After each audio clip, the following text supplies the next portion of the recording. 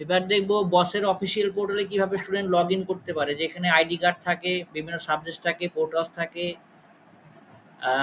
Notice থাকে।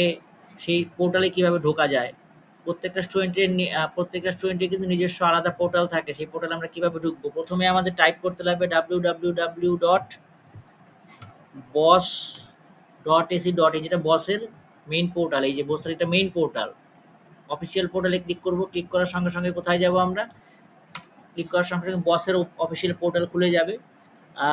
তোমরা যে কোনো ল্যাপটপ বা মোবাইলে খুলতে পারো, নেট থাকলেই হবে।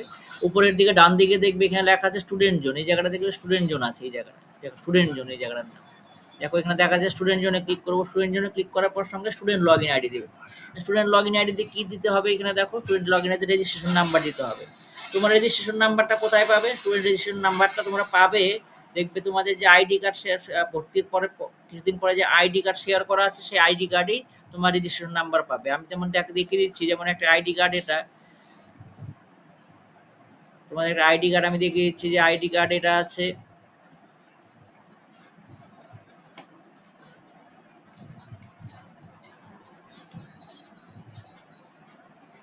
আইডি কার্ড দেওয়া আছে এখানে। আইডি কার্ডে দেখবে যে নিচের দিকে, যে কোনো স্টুডেন্টের আইডি কার্ডের নিচে দেখবে যে বাঁ পাশে এইখানে এনরোলমেন্ট নাম্বার দেওয়া থাকবে।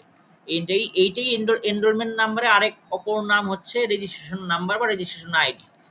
হ্যাঁ, এইটার নামই রেজিস্ট্রেশন আইডি। রেজিস্ট্রেশন আইডি দেবে, তারপর তুমি মেন সাইটে লগ ইনে চলে যাও, এখানে রেজিস্ট্রেশন আইডি দাও। রেজিস্ট্রেশন আইডি দেওয়া দিতে হবে, এখানে রেজিস্ট্রেশন আইডি দিলাম। কারো ধরুন আমি একটা স্টুডেন্টের রেজিস্ট্রেশন আইডি এখানে লিখলাম। ধরো কোনো একটা স্টুডেন্টের রেজিস্ট্রেশন নাম্বার আমি পেলাম, পাওয়ার পর আমি রেজিস্ট্রেশন নাম্বারটা লিখলাম আমি এখানে।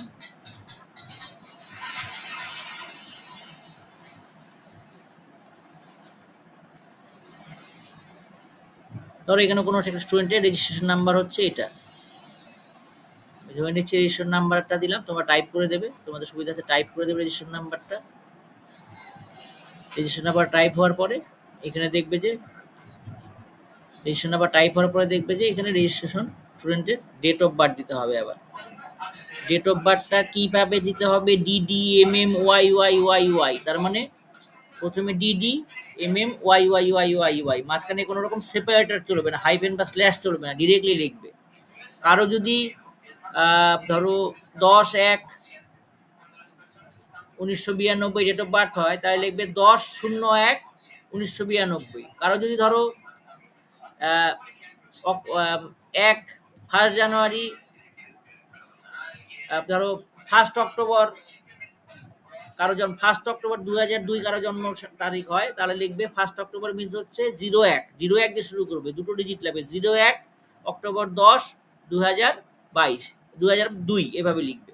মাঝখানে কোনো সেপারেটেড থাকবে না। যেমন আমি এই স্টুডেন্টের আমি নিয়ে নিচ্ছি ডেট অফ বার্থটা কত, এই স্টুডেন্টের ডেট অফ বার্থটা আমি যেমন দেখে নিচ্ছি 31-5-1986।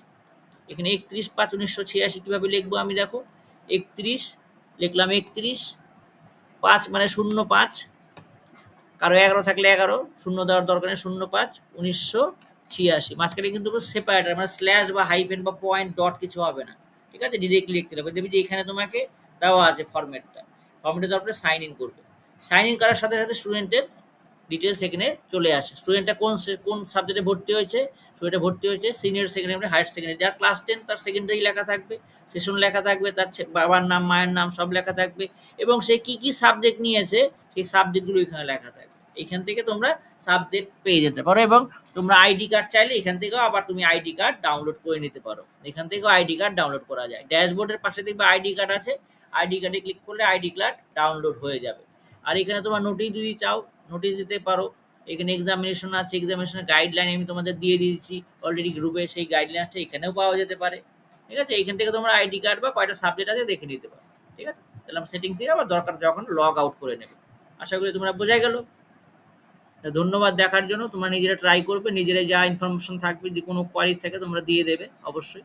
Thank you very much.